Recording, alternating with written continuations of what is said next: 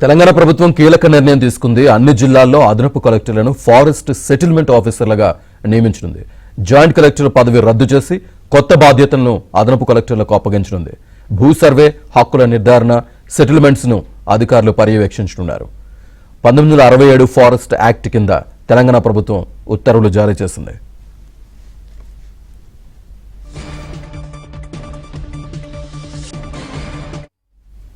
ఈ అంశానికి సంబంధించి పూర్తి డీటెయిల్స్ మా కరెస్పాండెంట్ నరసింహరావు అందిస్తారు. నరసింహరావు, శ్రీనివాస్, తెలంగాణ రాష్ట్ర ప్రభుత్వము ఈ రోజు కీలక నిర్ణయాన్ని తీసుకుంది.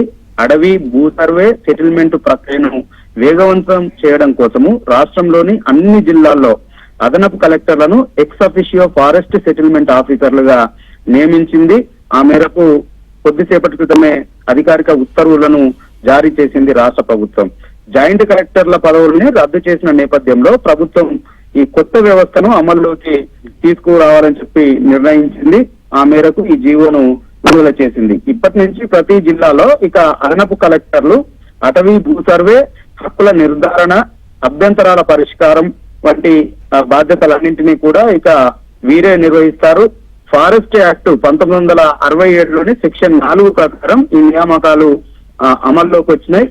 అడవి భూములను రిజర్వ్డ్ ఫారెస్ట్ గా గుర్తించడంలో ఎలాంటి అభ్యంతరాలున్నా ఇక నుంచి వీరే దానిపైన విచారణ చేసి ఆ సమస్యల్ని పరిష్కరిస్తారు.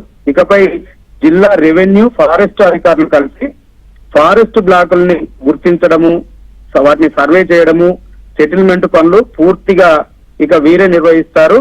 అడవి భూములపై ఉన్నటువంటి హక్కులు, సమస్యలు, సరిహద్దు వివాదాలు ఇవన్నీ కూడా ఇక నుంచి వీరి పరిధిలోకే వస్తాయి. వీరే ఆ సమస్యల్ని పరిష్కరించాల్సి ఉంటుంది. అందుకోసము principal chief conservative of forest, భూ పరిపాలనా కమిషనరు, సర్వే మరియు ల్యాండ్ రికార్డ్స్ కమిషనర్లు తగిన చర్యలు తీసుకోవాలని చెప్పి రాష్ట్ర ప్రభుత్వం ఆదేశాలు జారీ చేసింది. శ్రీనివాస్, రైట్.